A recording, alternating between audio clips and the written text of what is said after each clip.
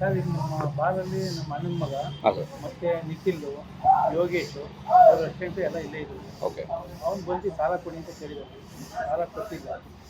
ಆಮೇಲೆ ನಾನು ಫೋನ್ ಮಾಡ್ದೆ, ಹೋಗಿ ಒಂದು ಬಾಟ್ಲು ಕೊಡ್ಕೊಳ್ತಪ್ಪ ಅಂತ ಹೇಳಿದೆ. ಆಮೇಲೆ ತಿರ್ಗಾ ಇನ್ನೊಂದು ಬಾಟ್ಲು ಬೇಕು ಅಂತ ಕೇಳೋನೆ, ಅವ್ರು ಕೊಟ್ಟಿಲ್ಲ. ಅದೇ ನಿಮ್ಗೆ ಮಾಡ್ತೀನಿ ಅಂದ್ಬಿಟ್ಟು ಹೋಗಿ ಪೆಟ್ರೋಲ್ ತುಂಬ್ಕೊಂಬಂದು ಪೆಟ್ರೋಲ್ ಈ ಬಾಂಬನ್ನು ಇದು ಮಾಡಿದ್ದೀನಿ. ಯಾರು ಅಂತ ಏನಾರ ಗೊತ್ತಾ ಹಾಂ, ಅವ್ರ ಬಗ್ಗೆ? ಯಾರು ಅವ್ರ ಹೆಸರು? ತಂದ್ಬಿಟ್ಟು ಮುರುಗನಲ್ಲಿ. ಹೌದಾ? ಎಷ್ಟು ಜನ ಇದ್ರು ಅವರು? ಅವ್ರು 3 ಜನ ಇದ್ರು. ನಾನು ಈಗಲ್ ಬೋರ್ಡಿಂಗ್ ಲ್ಯಾಂಡಿಂಗಲ್ಲಿ ಕ್ಯಾಶಿಯರ್ ವರ್ಕ್ ಮಾಡ್ತಾ ಇದ್ದೀನಿ. ನೆನೆ ಸರಿಸುಮಾರು ಒಂದು 8-8:30 ಮುರುಗನಳ್ಳಿ ರಕ್ಷಿ ಅಂತ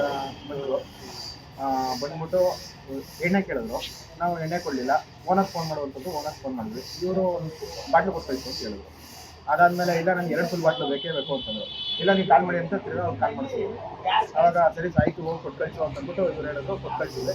ಅದಾಗಿ ಒಂದು 20-25 ನಿಮಿಷದಲ್ಲಿ ಬಂದ್ಬಿಟ್ಟು ಪೆಟ್ರೋಲನ್ನು ಅಲ್ಲಿಂದ ಆಲ್ರೆಡಿ ಎಲ್ಲ ಪ್ರಿಪೇರ್ ಮಾಡಿಬಿಟ್ಟು ಮತ್ತು ಗ್ಯಾಸ್ನಲ್ಲಿ ಬೆಂಕಿ ಎತ್ತಿ ಇನ್ನು ಕೆಲವೇ ಒಂದು 10 ನಿಮಿಷದಲ್ಲಿ ಅಲ್ಲಿ ಹೋಗ್ಬಿಟ್ಟು ಇವ್ರ ಮನೆ ಹತ್ರ ಇವ್ರ ಕಾರ್ಗೂ ಬೆಂಕಿ ಎತ್ತಿ.